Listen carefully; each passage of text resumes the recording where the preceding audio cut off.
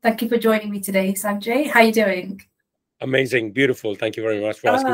Awesome. That was so positive. Yeah, I'm doing great. Good. Ready for winter-ish. Yes. Ish. When I say ish, only the food, not the weather. Yeah. Definitely. So well, winter in London is very different from where you are. I tell you that right now. Huh? definitely, but you know what? Like I do miss the UK for their like winter markets, like Oh, really? the food, Yeah, of course. all that sort of stuff. I do miss The like the mulled hot wines, chocolate. winter wonderlands. Yeah, and I want to go to Hamley's toy store. Oh, yeah. I have to go. I'm not promoting it, but I do want to go just to play with the toys. Yeah. Good. So, as you know, my podcast is called The Naughty Bites. What's your guilty pleasure? Oh, guilty pleasure. Oh my God. Or naughty pleasure. Yeah. Whatever you want it to be. There's so many of them. What do you want to rate? Eggs on toast. I think that's something which I love. Actually, what I like these days, which you're not going to believe, this sounds really, really different, right? Baked beans with vegan cheese, blitzed in Thermomix. Okay. On a toast. I promise you, when my wife, who is now vegan, and she told me about it, I went like this as well. I had that yesterday with some spicy sauce on top. Oh God. Okay. Yeah. My face is still gonna say like but I've been truthful. Cheese. Okay. I'm just saying I'm not trying to say this so that everybody, all your people are gonna be listening. Oh, that's really, really cool. No. I'm just being very honest. A vegan cheese. Oh goodness. Oh, there's good vegan cheese these days, you will not believe. And my wife, she's French, right? Wow. So because of she found out she's allergic to dairy, she stopped having cheese. It's like telling an Indian person or telling a Spanish person you can't have pata negra for the rest of your life. Yeah, I'd cry. Or you can't exactly. Yeah, I'd cry. And, literally. I think veganism has gone, especially in London and big cities, has gone really, really big. And you have to embrace it. At the end of the day, the world is changing, and it's your generation and our kids' generation are the ones who are going to embrace this even more and more. Well, no, definitely. I think the whole movement's come with the health of the planet. Exactly. So the millennials are shifting towards the life choices that are more sustainable. And I know, especially in Spain or in like I said, my wife is French. For them, veganism doesn't even register in their heads. They just look at them as, no, I'm saying everyone. Yeah. But they look at them as oh, they're a bit different. While in London, it's not that. It's you go. I'll give you an example. Yesterday, I went and I met up with a few of my friends, and we went to this gastro pub next to my house. Okay. I've not been there for many years. And to the point that we had to book a table in a pub where you have to pay before, Oh gosh, okay. Yeah. Can you imagine that? That's £25 per person you have to pay. Really? Okay. Yeah. That doesn't happen here. No, exactly. Oh my gosh. But then I looked at the menu and everything, and I said, can you show me the vegan choices? I was impressed. It's in a place which is in Tooting, it's not in central London. Even they are doing that as well. They're doing that part because there's a market. Okay. They will not be doing it because, for the sake of it. There is a market for it, That's curious because when I first moved here a very long time ago, I remember when I was doing all the religious festivals where you don't eat meat and all of that stuff, and being vegetarian here for 9 days was hell. It was hell. So I'd order a vegetarian sandwich and then have a slice of ham in or tuna in. Because for them, ham isn't meat. They're like, oh, it's just processed food. I'm like, no, but it's an animal. It's come from an animal. No. If you want real meat, then you'll have real meat. And it's exactly. Yeah, no, I struggle. Now it's better. There's so many other new places, but fast forward, rewind 12, 15 years. Yeah. It was horrendous. I know. It's like, what was it? The French used to say, can I have a vegetarian dish? And so oh yeah, you can come back, go outside and we have some salad for you. That was it. Yeah, Yeah, no, that's so. Yeah, no, it's so funny. But you made me laugh. It's like being French and not having cheese is Yeah, it's like telling being Spanish and not having empatidos. Like, yeah, it's exactly. hard. It's Yeah, so hard. yeah. And God, she comes from the Lyon region as well, and they're known for the cheeses and everything. So, but then again, like I said, I don't want to promote too much because I think it's one of those things, like people tell you this is good for you, this is good for you, and everybody knows. For example, meditation is good for you or yoga is good for you. Everybody knows. Yeah. But when he drops, then he said, "Oh yeah, that's true." Yeah. And I think it's not has to come from inside rather than from up there. No, I think so. Like yoga for me now makes me fall asleep. So I've changed to Pilates. So I'll be doing exercise and I'll lose my balance. I'll literally just zone out and then flop. And I'm like, oh, okay. Like this is we should look into, because my wife now teaches aerial yoga. It's so amazing. I did have nausea for a while. I'd have to keep sitting on the like those sheets, and then I'll continue. It's amazing. Oh yeah, I mean, you use parts of your body which you don't even know existed. And no, it's cool. But after you exercise, you get to fall asleep. It's amazing. So let's carry on. Yes. So, can you tell me more about your heritage, history, and how it changed your relationship with food? Oh, okay. So I was born in London, and at the age of 5, my father decided to go back to India for the simple fact, for only one reason: he missed his mum so much, and that's why he decided to go. Yeah, and he was a doctor at Great Ormond Street. He was going up the ranks and everything. They didn't want him to go, but he decided to go back. And from the age of 5 till 18, I was in Delhi. And I did my education in Delhi in one of the very, very well-known schools. And at the age of 18, then you go into university. I never did very well in school. I did okay. Yeah. And I could not wait to leave India at the age of 18, away from my parents, because I really believed that at that age also, like, every teenager wants to be away from their parents, but not in the Indian culture, as you might know. We are all very, very protective, but I just wanted to get out of. So I had the opportunity to come to London. So I came to London, and in those days I was 18, so they did not recognize the A levels, which I had already done in India. So I had to do my A level again. Oh gosh. So telling a person who did not like studies that much to do it all over again, that was also like not good. Was not registering in my head. So I had my own place at the age of 18. I had my own room, party place. Everybody used to come to my house. Did not do that much studies, but because I had done that course beforehand, so like it was easier for me as compared to other people. Yeah. So I did my A levels. Funny enough, I did my A levels in maths, further maths, physics. Oh my goodness. Okay. Yeah, which all the 3 subjects were like the hard subjects, and I did all right. But always had that fascination towards food, even when I was a kid. And the fascination started with my uncle's hotel in India, where when I was like 10 years old, I went to his hotel and I was in his kitchen in his chef's office, and where the chef presented me this fish en papillote, so like with a fish in a paper bag, and he gave it to me, and he opened it. The aroma came, and wow. that was kind of magic, kind of like, how did you make it happen, And from a person who just comes and been eating spices all his life, and all of that was just a fish with some oil and bit of herbs. It was something like you really tasted the fish. So I think the seed was planted there. And then I used to experiment with food. I'm going to India again with my twins in December. And I know one of the days will be where I have to make omelets for everybody in the family.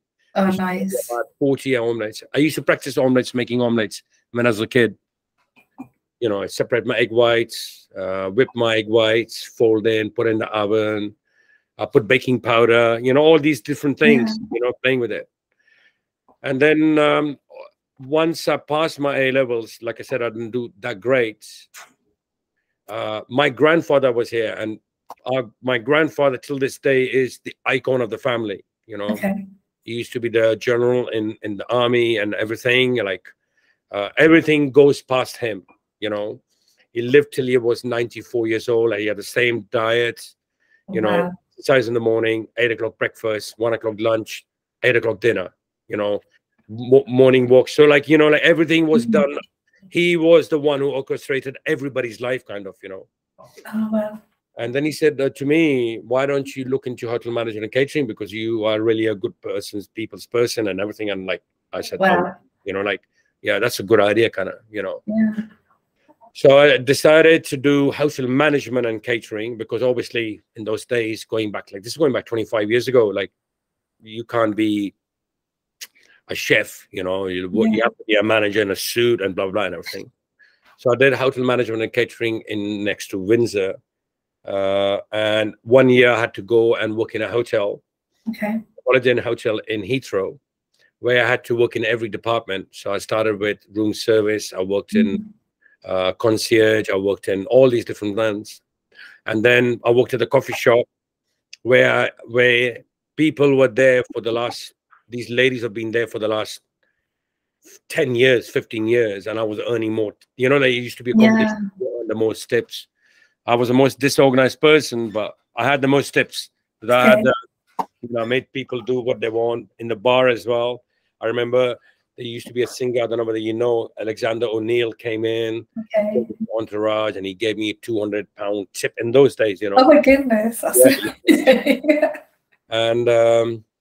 And then I went into the kitchen, and I was working with a chef called David White. He was my first chef, English guy, and I loved it. So, and I loved it because I was working just in a sandwich section, and then I asked him, can I stay behind and just work in different sections? He said, yeah, absolutely.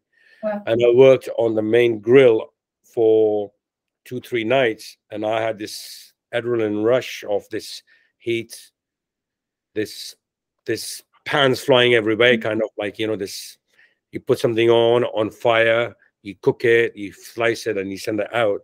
So I was like intrigued by it.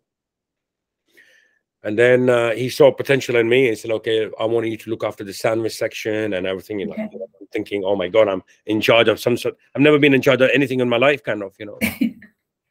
And then he took me under his wings, and then he was really, really good. And then he decided to leave the hotel, and he opened his own restaurant called Pygmalion, which was from Berners Shaw, which was like an English restaurant in Covent Garden. And he asked me, would you like to work? And I said, of course. And that was because I had to go back to college to finish my course. But I stopped going to college and I started working for him. And cut long story short, from there, the seed was planted. I was loving it. And, you know, and then I started working for my first job, actual job, for Brian Turner.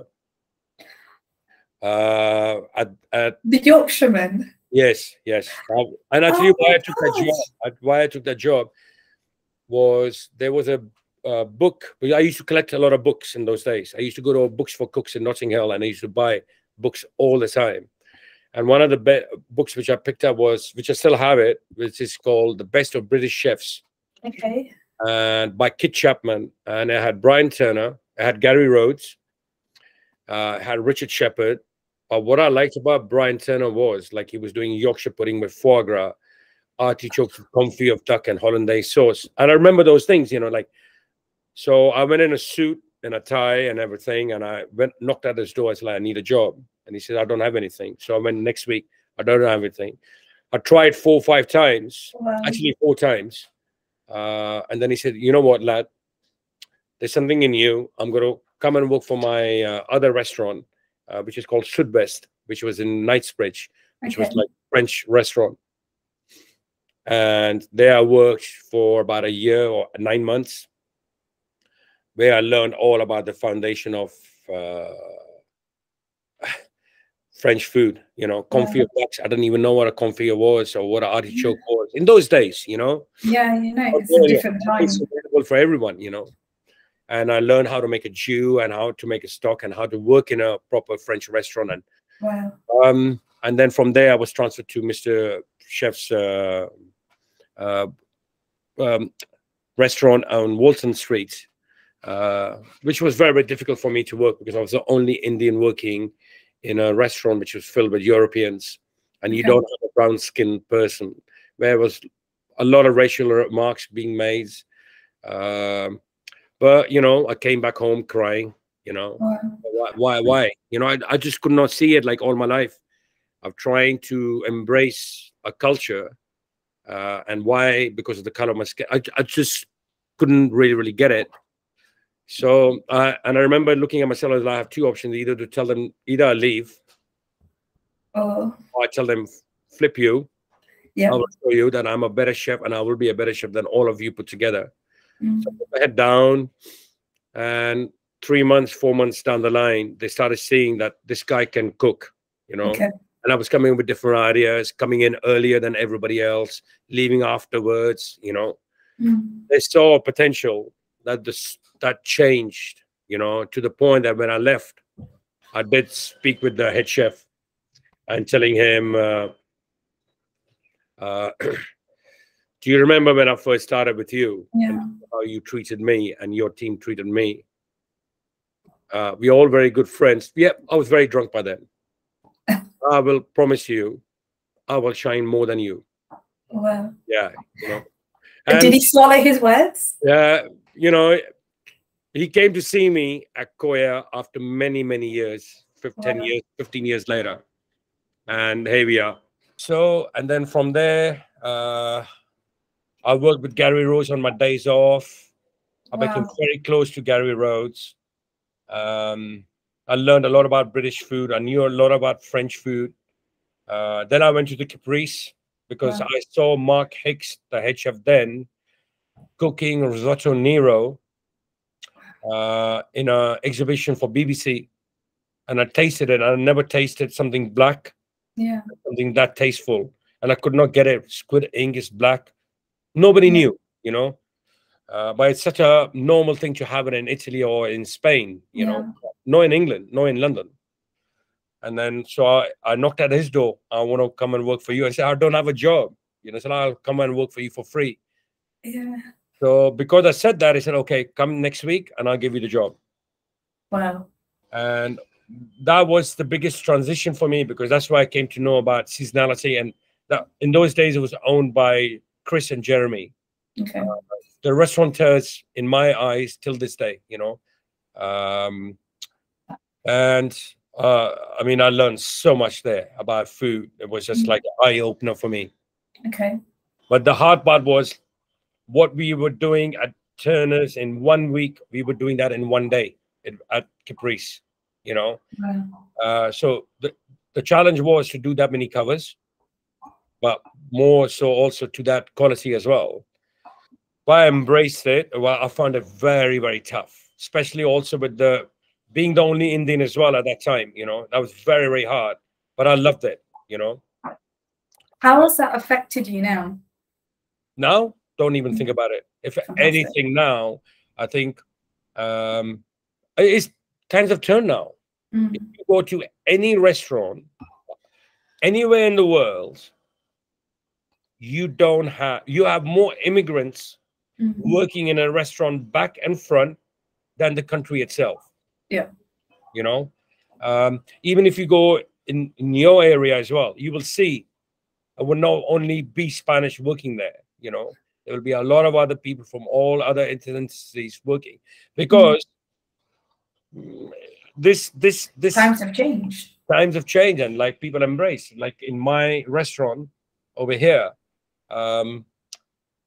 we have so many different, you know, we have Thai, we have Indians, we have Malaysians, we have Spanish, French, Italians. I'm just trying to think. We have from Eastern Europe, we have Polish, you know. So you have so much diversity. And I love that as well, because everybody brings in some sort of culture onto a plate, you know. And from there, it's like, you know, I worked in different places.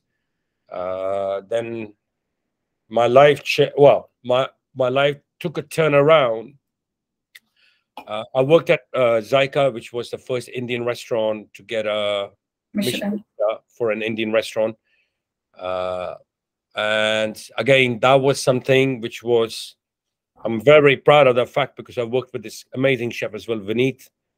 You know, Vineet was very strong in his Indian ideas, like he could make the best things. And I was very good at my French cooking. So we merged ideas together. I learned so much from him about Indian food. Even though I'm Indian, I never cooked Indian food in my life on a professional basis. And then we merged the ideas together. And then, you know, I stayed there for a while.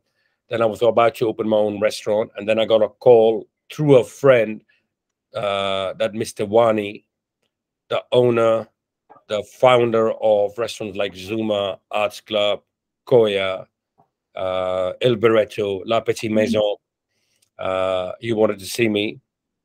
I got a call on the 28th of December 2011. I don't forget that day, because it was one day after Boxing Day. And I was cooking all day for my family and for my parents, in-laws and everything. And then I get a call, and I'm about to open a restaurant with a friend of mine. And my wife is saying, why are you going to go and see him? It's like, hey, no harm in talking with this man. He's like, yeah, you know, this is Mr. Wani, you know, the restaurateur in my eyes till this day for any, you know. So he asked me, I went to see him in another small restaurant of his. And he had this aura of him, you know, like I've never met this person. I heard few things about him. All I knew is like he owned these places. That's about it. And if you look into even now, if you Google him, there's not that much about him. You know, you don't know anything about him, so especially on those, nothing. So he asked me, do you want a Michelin star? Because we had a Michelin star at Zyka. I said, Mr. Wani, I want two things. I want bums and seats, and I want a happy team. That's all I want. And that is his ethos, has always been that. It's all about the team, and then you make money, whatever you want to do. So he said to me, I like you, done a bit of research about you. I understand you know about spices. Peruvian food is all about spices. I want you to be my head chef.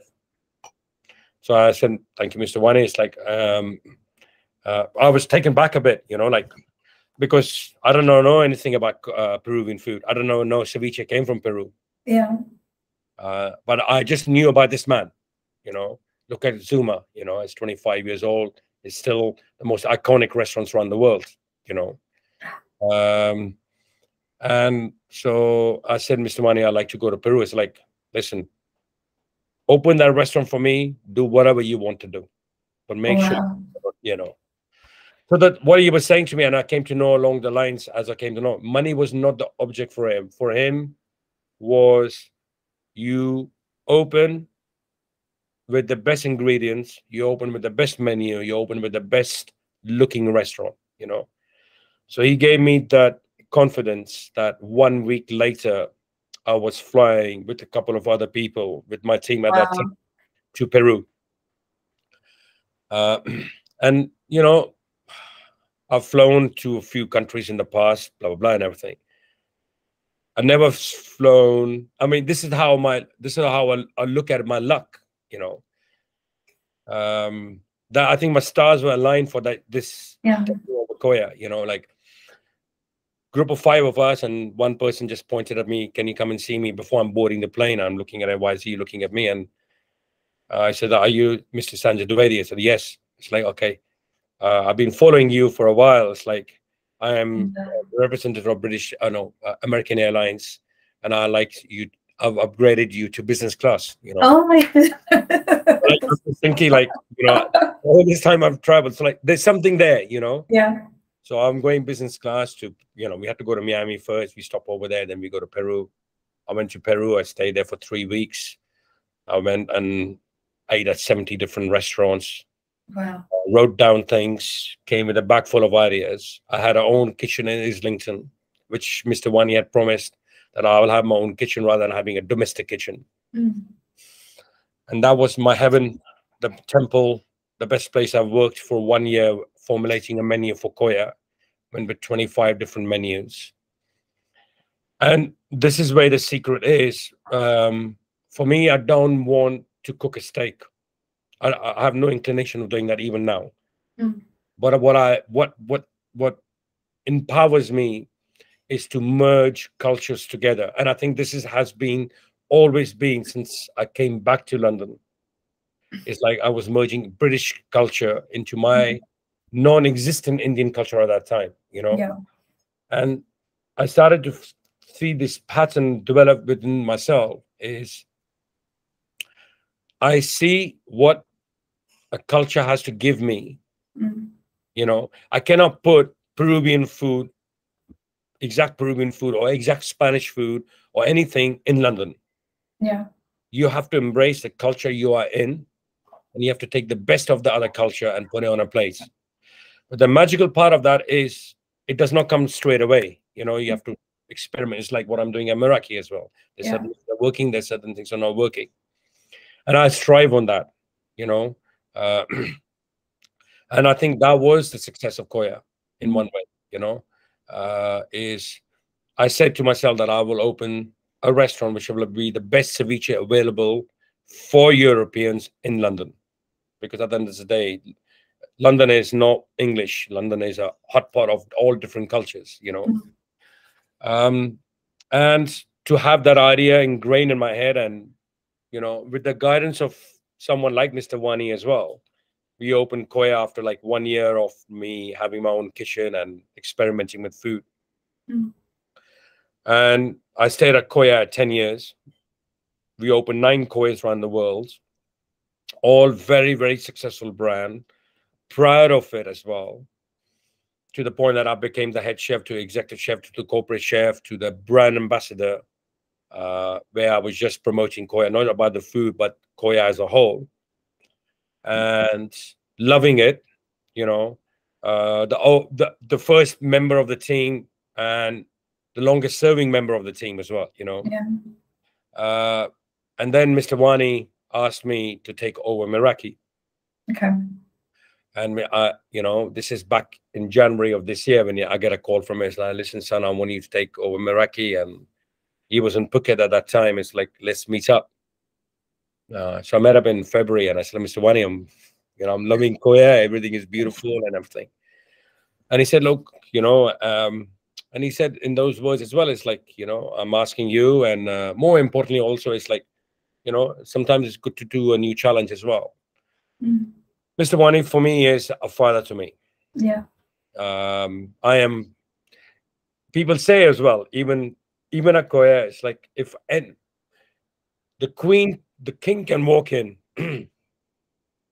but I'm more, for me, everything has to be right for Mr. Wani, because I have this, he's an inspirational man for me, you walk into his room and he will give you a slap or anything, but you go back, you know what, I don't want to let this man down. Okay. Even like when and that's what I found out growing up with him at Koya as well. It's like going and seeing him for the second time, the third time. It's like, oh my God, this is not. That's why he's got an empire like what he has right now. He's got 20 Zuma. Well, okay, he doesn't have that much stake in them because he's just like taking it easy. No, he's still not taking it easy. He's the 80 plus, 80 plus. I was going to ask you, how old is this? Yeah. But he's got a heart of a lion, and I'm seeing him tomorrow again. We can discuss opening another Meraki in London, so I'll not need to do a presentation from him, and he's fast.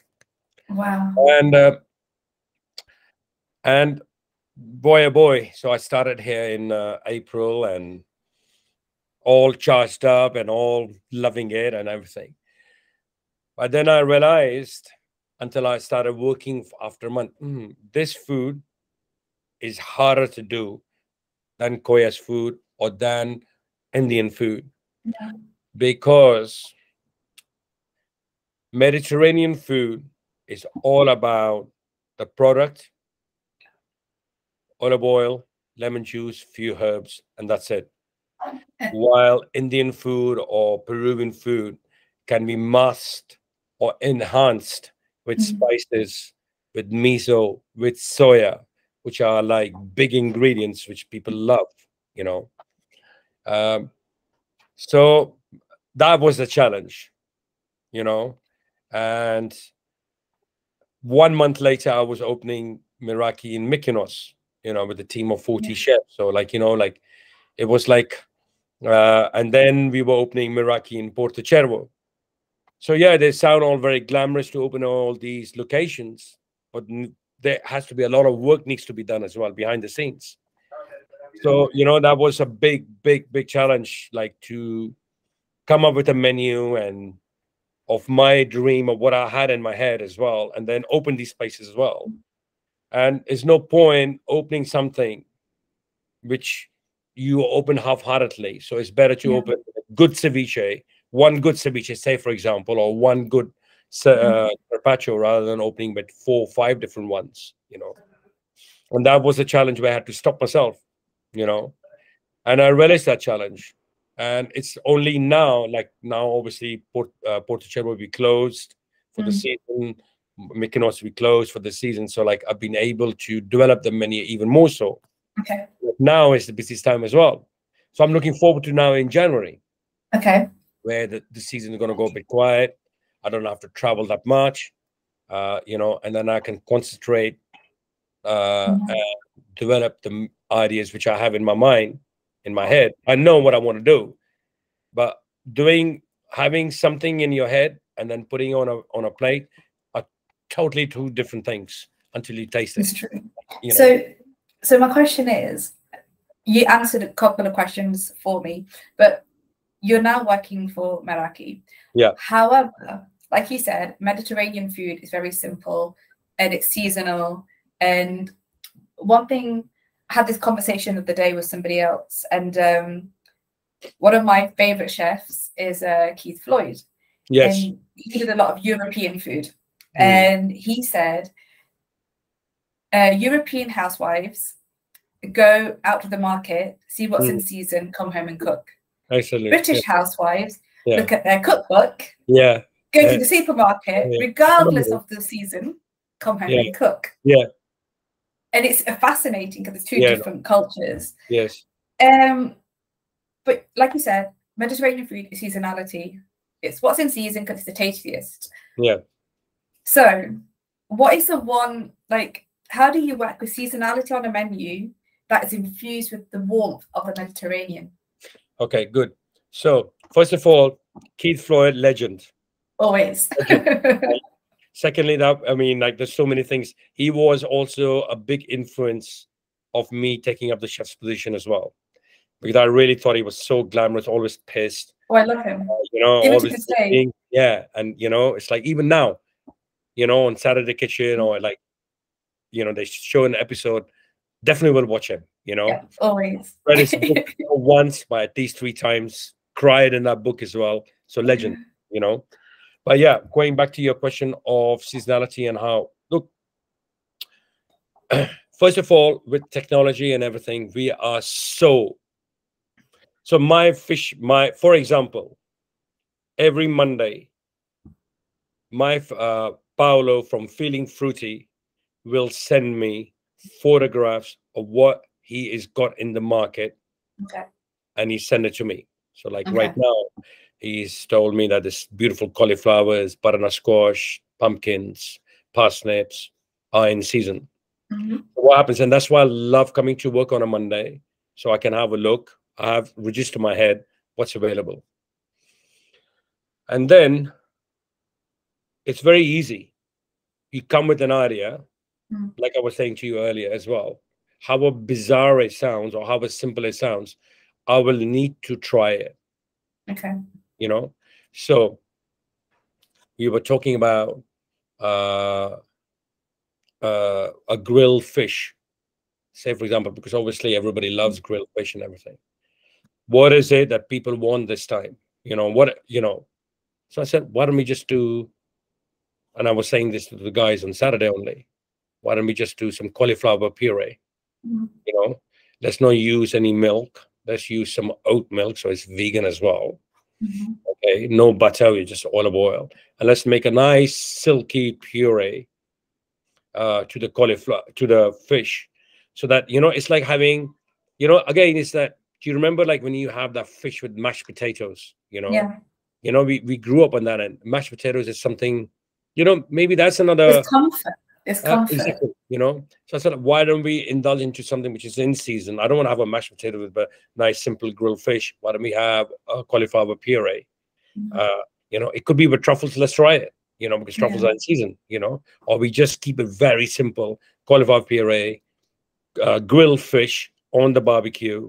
You know, bit of lemon oil. Thank you very much. So we are going to try that tomorrow. You know? Oh, so yummy! I love anything with lemon and fish. I love it. Oh, no, exactly. You know, and it's also is with years of experience. It's, you know, like it's sometimes things come to you rather than you thinking about it. I think all that thinking was done when I was growing up as a chef. Okay. Now things like kind of like oozes out. It's like, oh, why don't we try this? Or when I go to a different restaurant and he said, what can I not copy? Because copying is easy. You can say inspired. Exactly. You know, what can I do which is going to be something which is a Meraki stamp on it, you know? And it's not my stamp. What's Meraki stamp? Meraki stamp is we are a Mediterranean restaurant with Greek flavors. That's it. So do you use a lot of dill in your cooking as well? A few things, you know. One of my right. So one of my signature dishes at Koya, which still this day of probably is the best-selling dish of all Koya. No, probably is the best-selling dish of all Koyas around the world. Okay. It is bom rice from Spanish bom rice, which I use, and I used to cook it with some dashi, which was flavored with some soya and some mirin. Okay, and the rice was flavored with some shallots and some ají amarillo, which is like a type of a Peruvian chili. So you cook that rice, and then I used to take some Chilean sea bass, which I used to marinate that in miso, some tamarind, and I used to cook it on the barbecue. Okay, and then serve that rice with that fish on top, with some sweet corn puree on it, just like a. So the sweet corn, again, very Peruvian. So to the point that I started that dish, I used to cook the fish to order, and then I realized that when I first put on the menu at Koya London, that to this day when I left, there is one person making that dish all day long. Wow. Because we sell so many of them. Of course, he's got other things cooks as well. No, but if something works, why change it? Yeah, exactly. So I said, okay, it's not done. Okay. I'm still playing with it. And it's been 3 months of looking into it. So what I'm doing is, one of the things which the Greeks love as a comfort food is called spanakarizo, which is rice with spinach and dill. And a lot of housewives cook this, you know, like used to cook it for their kids. It's like a rice with puree of spinach, bit of spring onions, and some people put feta cheese, some people don't put feta cheese. So I used to give it to the kids, you know, because you know it's something very, very healthy, you know. So what I'm playing right now is I'm doing the same thing. It's not there yet, you know. It's people love it, but I'm not still happy with it because I want it to be again. So what I'm doing is, instead of marinating the fish in miso and tamarind, what I'm doing is I'm marinating in a lot of yogurt, because obviously yogurt is very Greek. Bit of tamarind, that's my Indian heritage, because I think tamarind is, it's for me, it's the tamarind chutney is like it's amazing. With samosas. Yeah, exactly. Yeah. So it's for me, it's an umami, flavor. So I'll put that in my marinade. I'll put some ouzo in there as well. Lots of dill. And then what I'm doing is I'm making the rice with the same stock, with less soya, of course. So it's just for the saltiness. But finishing it with a small dollop of spinach puree and a big handful of baby spinach in there, and finish with a lemon and dill butter. And I'm doing that. So like, again, it's like I say, so the way I look at it right now is, I started the Meraki in May. by the end of April of this year, I want, this is how I see, and I used to say it's like when a grandmother walks into from Athens or somewhere in Greek village or somewhere, she walks in here and she tastes the food. I want her to say, "Oh my God, this is so Greek, but I've never tasted it this way." So you know? Maybe it will be that moment for her. Have you seen Ratatouille? Yes, about 20 times. Okay, right, there we go. So you'll know. Yeah. So when he has a flashback of having the Ratatouille, she'll be like, "Oh my God, this is like," it'd be like that moment of flashbacks. Of, exactly. Flavor come from there, and I swear this is what I've had before, but it's like a cross-cultural mix of it's like, you know, we're working on a, you know, only for the lunch menu. You know, what is it that we love having? I don't want to put it on the dinner menu because it's too heavy. Well, people, what do you want for lunch? You want a nice chicken wrap or souvlaki. So right now I'm doing we're making our own pita bread. We're just cooking the pita bread to order on the charcoal grill. Some what do you call? My mouth is actually salivating as you're talking. It's like no. But that's the thing, you know, like, and then we're taking the chicken thighs, corn-fed chicken thighs. We brine it for a day, and then we grill it in the Josper oven, which is the charcoal oven from Spain, the best oven in the world. And then we're just serving it with a bit of gem lettuce, some, you know, and I've tried it, some fries, you know. So it's a good, hearty, well-made souvlaki. Okay. Our take of souvlaki, which everybody said, "Oh, okay, this is what I want to eat," because it's in and out kind of, you know. And it's turned out to be quite a popular one. That's amazing, because like you've been able to take what inspires you, yes, and create some gastronomic experience for the people that eat your food. But how has your recipes reflected the culture of where you've come from? But you know, you've born in the UK, you've grown up in India. You know, your specialities are like Japanese, Chinese, Indian, Spanish. Like, so how do you do that? I mean, that's the thing, and I think, like I said to you earlier on, is I remember when I started chefing, kind of thing. You know, you started finding out that what is umami. You know, it's not, that's the fifth flavor, they say, right? Or the sixth flavor. And they said parmesan is umami, tomatoes is umami, truffles is umami. And I was trying to think in my head as a childhood, what was it that I used to like when I used to bombard in my plate, in my mouth? So it used to be dried mango, you know, and it was that dried mango. I don't know whether you've had it or not. I remember at school, when we used to have a lunch breaks, we were not allowed to do it, but the vendors used to be outside the school, and we used to sneak out of the little hole kind of thing, and used to buy this sweet mango, and it used to be like into slices. I don't know how they made it, or it was all precision, but it was like you put it out in your mouth, and it's like, you know, like you have this sugar, you have this saltiness, and you have this amazing flavor of mango.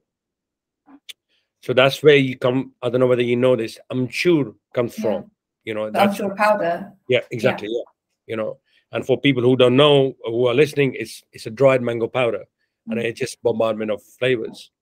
Tamarind chutney is where you put 100 different spices, or a lot of spices. And then you cook it with sugar, and you cook it with tamarind for hours and hours. So I remember this tamarind in my head, and that's why I started using, and it's nice and thick, and you want to use a thick as a marinade, you know. So that's the first thing I did at Koya, because Koya was the first place which was totally different. All I've been doing, like as you mentioned, I've been cooking French food, I've been cooking Indian food, I've been cooking Spanish. So it's been more European, Indian, but nothing else, you know, never been Japanese or nothing. And Koya was the first place. So I said, let me experiment with that. So that's why one of the things which came out was the tamarind. Also, this is, again, my rule at Zaika, the Indian restaurant, was So if you say, for example, make a Rogan Josh, which is the lamb shanks, a leg of lamb, which is being cooked for hours and hours. So if I ask my mom or my grandmother, and she used to make it, she will put 15 different spices, including that spices will include, for example, black cardamom, green cardamom, bay leaf, cardamom, cloves, black peppercorns, blah, the list goes on and on. Lots of spices. And I realized, why am I putting so many spices to a dish? Because this is how it's being done. So I came with a rule in my Zyka kitchen was, I'm going to put 5 spices to every dish. Okay. And that 5 spices will include the turmeric as well. Okay. I stopped using ground coriander, ground cumin, never used any of them. There were no even in the restaurant. Because at the end of the day, when you are ordering a food, you don't order chilies, you don't order spices. You order lamb, you order scallops, you order salmon. That's what you're paying for, right? That's what you want to taste. So that's where, with my years of experience, I came up with 5 spices to a dish. So when I was cooking my tamarind, there were only 5 spices in there. So like, say, for example, right now, for Meraki, all I'm using is star anise. I'm using black peppercorns. I'm using a garlic, ginger, and there's one more, and cumin seeds. That's it, nothing else. And I cook it with lots of sugar and, for 6 hours, 7 hours, very slowly, So, and then when you have that, it's like, so that hopefully that answers your question. Is I think it's years of experience has brought me to the stage where I'm right now. And that's what I tell all my chefs over here. It's like I got Panos, who's my chef over here, and Michele, who used to work for me at Koya before. Like less is more. Why are you putting? Because I was like this as well. Because your palate is not developed. Because you're trying different things to see what's going to work. So you put more and more. And if you go to any restaurant, you will know that this chef is very young. I can see that. I can see if it's a woman who's behind the chef as well. I know, because it's very clean. Somehow I find out, like, I'm not saying that the women are better than men or men are better. It's women have a different touch. It's a more delicate touch. It's much more. It's like you will see this more. For example, when I was in Copenhagen 2012, that was just before the pandemic, and I went to this restaurant called Panama. I still remember this, and I said to my wife, "I bet you she is the chef." And she said, "How do you know?" It's like, it's the way she is presented and the style, and it's like it's so different. And I turned out to be, I was right. And I said, "Bet you next year you will get a Michelin star." And she got a Michelin star as well. Amazing. Wow. But going back to it as well is where you need to do is less is more. You've taken on the Mediterranean style. Exactly. And that's why I love being in a part of Meraki of, again, we are in London. A bit of a chilly here there. No, in Athens. So, especially for an Indian going into, it's like, again, who is this Indian who's cooking Peruvian food? Who is this Indian cooking Greek food? And I think, if anything, I love that merging of cultures. I think it's a better word, because for me, I hate the word fusion. Yes. I have this line: fusion food is confusion. It is, because I feel like it kind of downplays on the skills of what a chef can do. It's more of a casual dining experience, as opposed to something that involves science and magic in terms of bringing together ingredients. Exactly.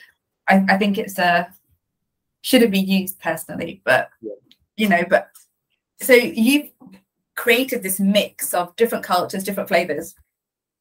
Let me stop you there. think it's also, sorry, you know, I've been very fortunate. Like, yes, you know, like anything goes on a plate now. It's not one man's or one woman's vision. I think it's a collective of people, you know, like this new generation. Some of them are just magical, magical, you know, because they have so much. I come from that point of knowing what taste. There's a science behind it as well. Some of them are like I said, they are amazing. So what I have achieved today is not just it's not just my thought. It's been a process of all the other people who have been my head chefs or sous chefs, or, you know, we have all put it all together on a plate. And I think I've been able to embrace them, and they've been able to embrace me as well. And today I am thankful to all the chefs who are being, who I've worked with in the past, to be confident enough to say, right, this is what we are doing right now, you know. I think so. It's like, you know, because we're talking about cultures, I believe that art, well, the consumption is an art, you know, eating is an art form. I talk about it all the time, but I do believe it. But then creating it, however, is a totally different matter.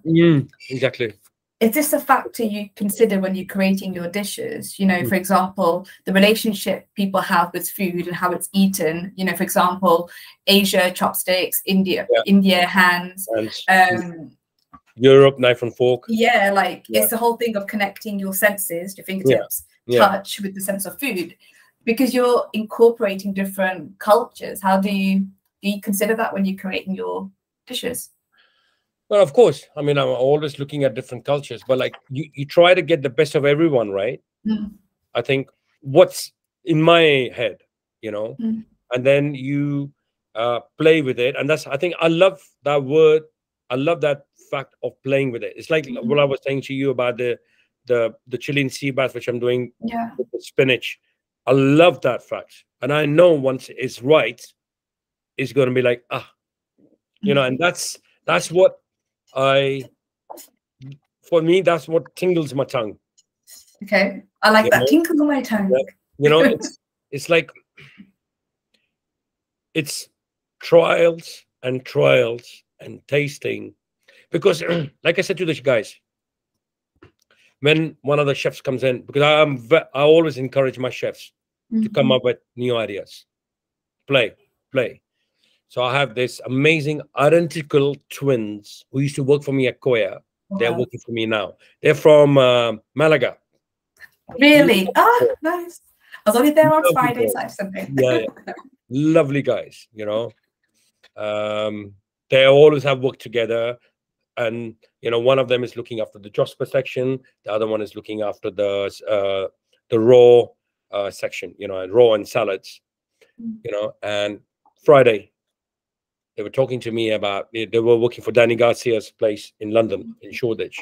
Oh, wow. And they were talking, and I was said that, do me a dish, you know. So they did this dish for me, which was like a sea bass, which is marinated in some vinegar, water.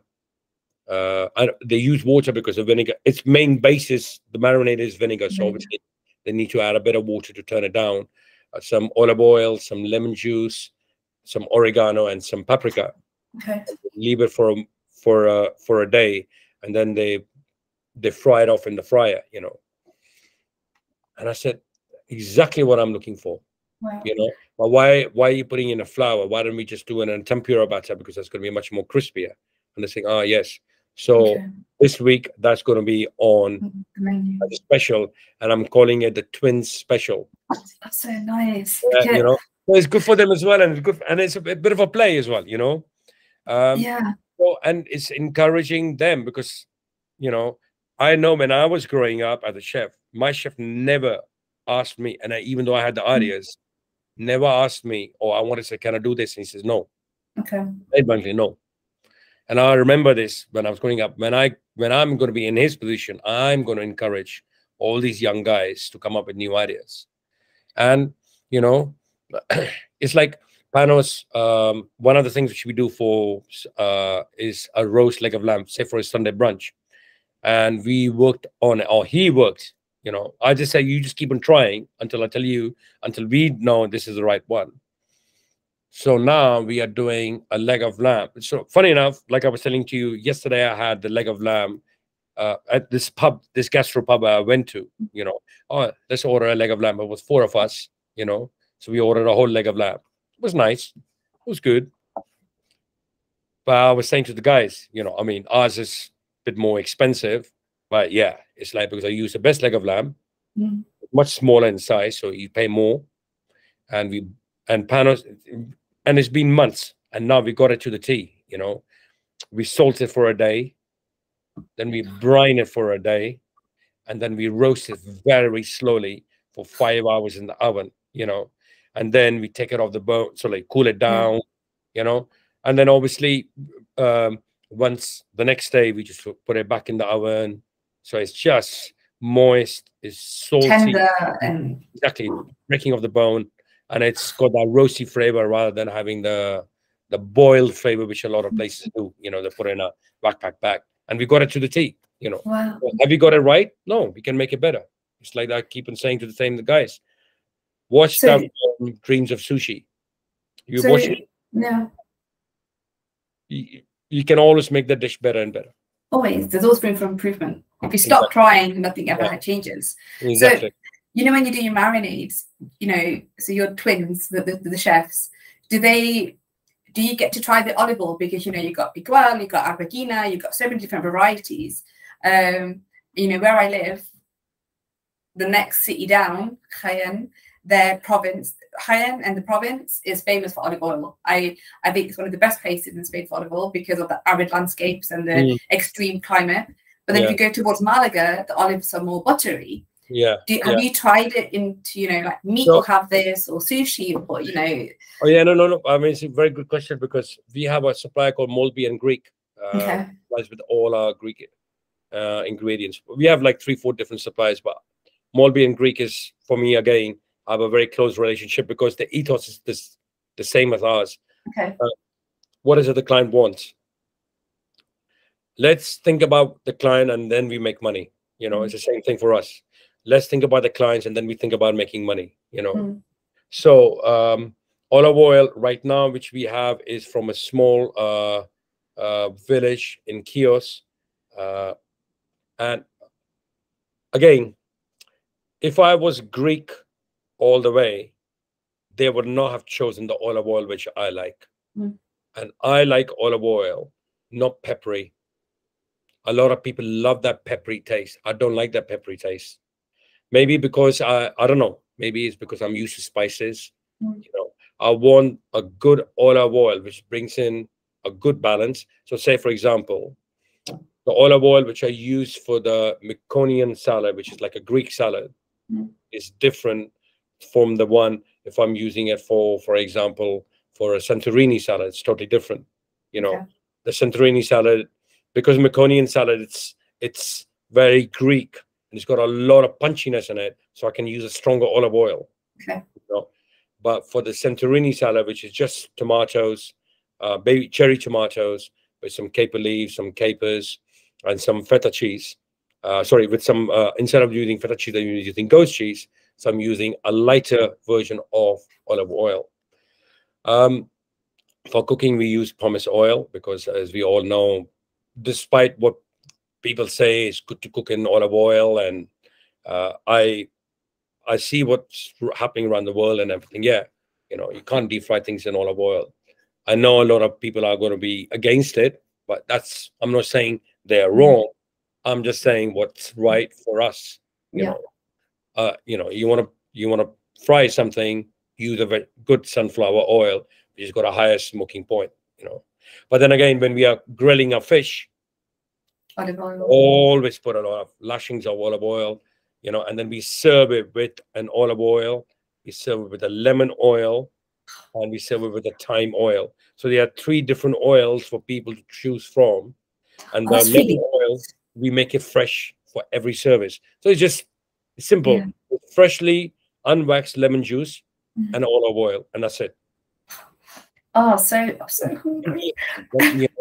But like, I know Koya will be doing, or in Indian food or Peruvian food, or we'll be doing something totally. We'll be using yuzu and So good. Yeah, exactly. So there is a lot of buzz these days. We talked about it before, about cultural intermixing of food.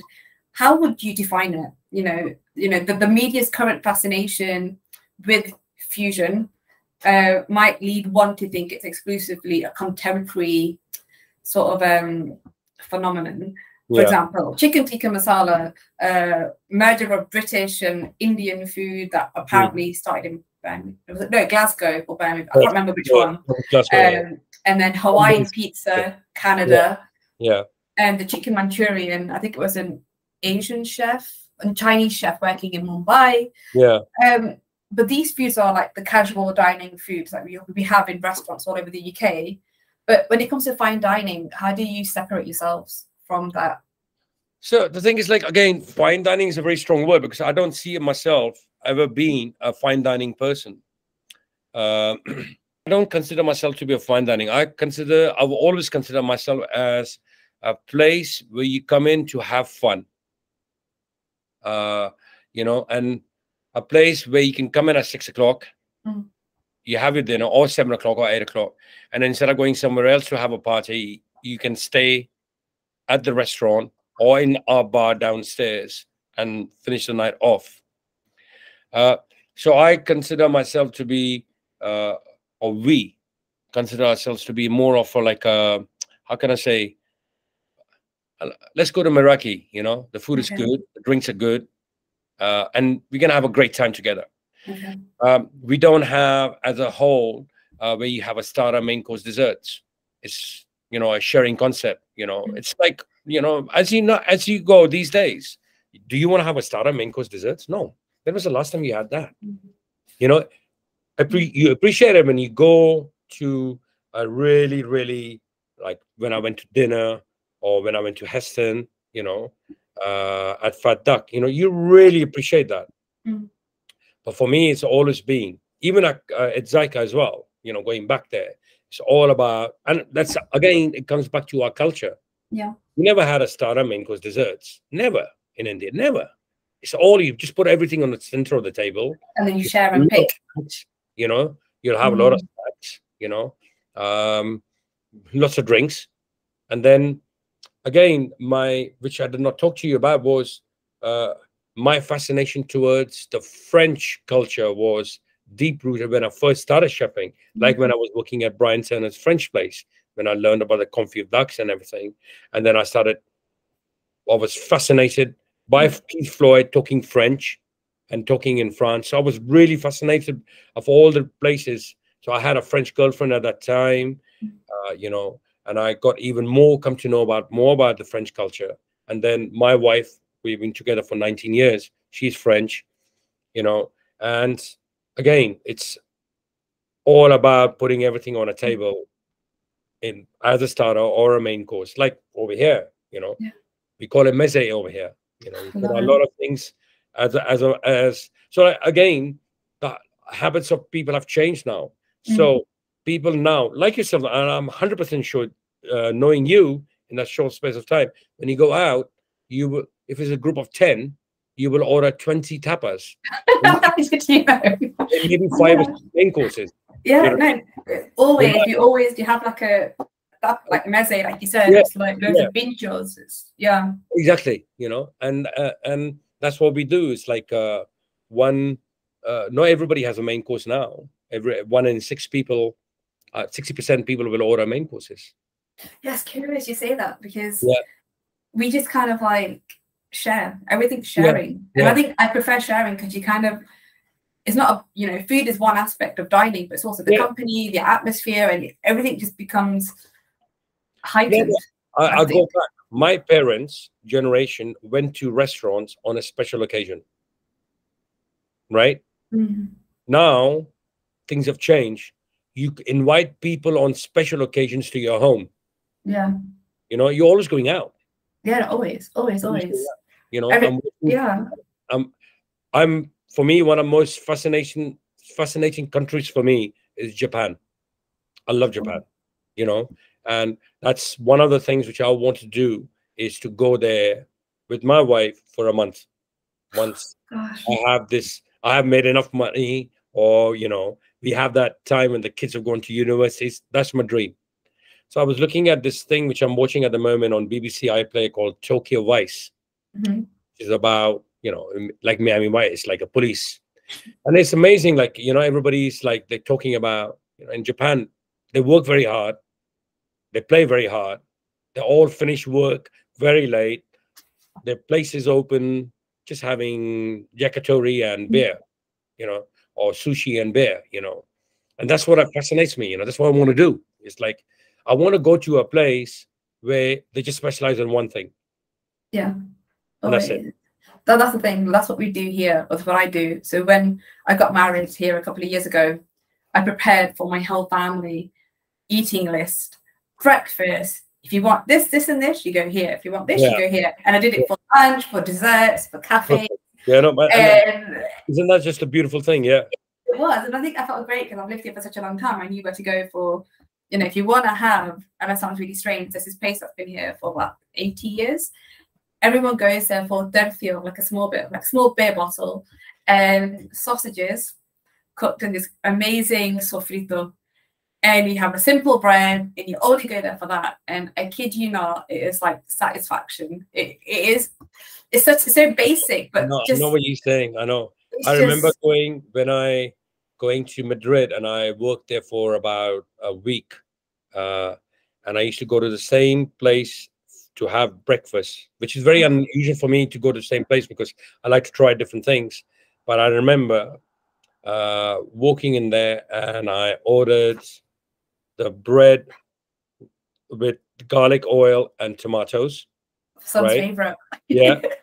Okay, that one, and the black pudding. Oh, morcilla. Yeah.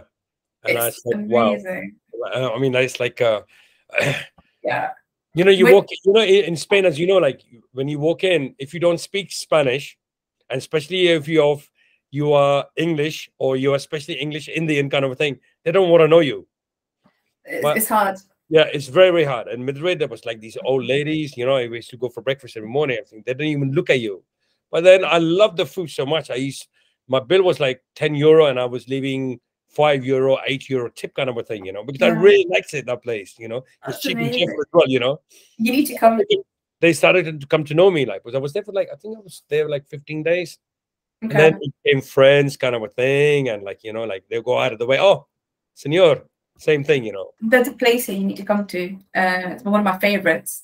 And you only go, it's one of those old like bodegas, like super, super tiny. You can cram like sardines. Yeah. If you're not there at opening, you won't get a table. You won't get, you won't. You're literally standing. They do all their products from Granada province. Oh my god. And my favorite two things are, so you got one tapa, which is just fresh bread, beef tomato, like proper tomato, olive oil, sea salt, and that's it. And I know it's not, and I kid you not, like you cry when you eat it. Yeah, like, it's so delicious. No, exactly what you're talking about, yeah. And the other one is morcilla, which is the black pudding. Spicy morcilla, a bit of those pine nuts, and I always order it. Like, like I can't get enough of it, and it's so soft. It's when you come here with your wife and your family, we are going there because it's one of those places where you will not leave for prison. I come to Granada. It's amazing for that. When you know where to go. Yeah, once twins were really, really young, we went to Tarragona. Nice. I was, and my in-laws came. They drove all the way from Lyon. Yeah. So like we had a car and everything, and it was one of the best holidays ever. You have no English, no one, nobody. Open invitation. Yeah, thank you very much. I'll take you on that one. But so then, actually, my last question. Yes. You also have a speciality in Spanish cuisine. How would you serve your Spanish tortillas, with or without onions? Oh my god. Yeah. So for me, again, okay. So if I was in India, no, I'm going to tell you. If I was in India, I will cook the onions beforehand. Always, yeah. Right. Okay. Onions, chilies, peppers beforehand. If I'm in London and I'm cooking for myself, I'm sorry, I will not use onions. I will just use some spring onions, and I put it raw into my eggs. So hopefully that answers the question. Yeah. So the question is, what raw or cooked? Definitely. I prefer cooked. Yeah. If it's onions, got to be cooked. But do you like it wet or like fully cooked through? Oh, I mean the eggs. Yeah. Very runny. Oh, thank God, because I hate. Okay, good. Yeah. We have a relationship here going brilliant. Yeah. And my last question: do you like to have it like your tortilla with just egg yolks or egg yolks and white? Oh, it has to be both. It has to be both. Are you gonna try it with egg yolks? It's so unhealthy, but so delicious. No. Maybe if you asked me that question 5 years ago, I would have said egg yolks only, of course. I look at things very, very differently from it's like I was saying. Say, for example, what I was talking to you about the cauliflower puree, which we're going to try this week. Yeah. Right away, I said, let's use oat milk. Because we know dairy we love dairy. Yes. It's not good for us. It's not good for us. So why can't if I can choose an option without it, why not have both? Why not? You know? Now, of course, just with the egg yolks, it's going to be, but it's like when I'm eating it, it's for me, it's like I'm looking at my cholesterol levels kind of a thing. You know, it automatically comes to me that way. You know, so yeah, of course, there are exceptions. The problem which I don't have is I never have a problem with having a glass of wine or a bottle of wine. That never even registers. It's the same thing. It's the same thing. You know, that's good for you. You know, with food, I'm a bit more right now. Maybe in 5 years' time, and maybe I'll become same thing with drinks as well. But with food, I'm very, very conscious of how I can be healthy. Okay. And you know, how can I make it food without being pretentious, without the need of telling people this is what I do. It's a good feel factor. Yeah. You know this. At the end of the day, when you are having vegetables every day, you feel good. When you have a vegetable juice, you feel good. Your body says, but you don't want to have it every day. No, it's an excuse to go, I should be healthy. And then you have it for like a day or two. It's like a New Year's.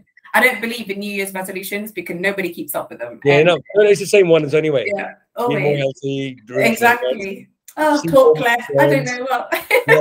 More work and life. Yeah, it's the same thing. What we were talking about with my friends yesterday only. Shall we repeat our New Year's resolution for next year? Yeah, of course, and then carry it on. Yeah. But Sanjay, thank you so much for joining me today. It's been an absolute pleasure getting to know you, the culture of food, and all your experiences. So thank you so much. It's been really, really fun talking to you as well. Thank you so much. Okay, thank you. Bye. Bye.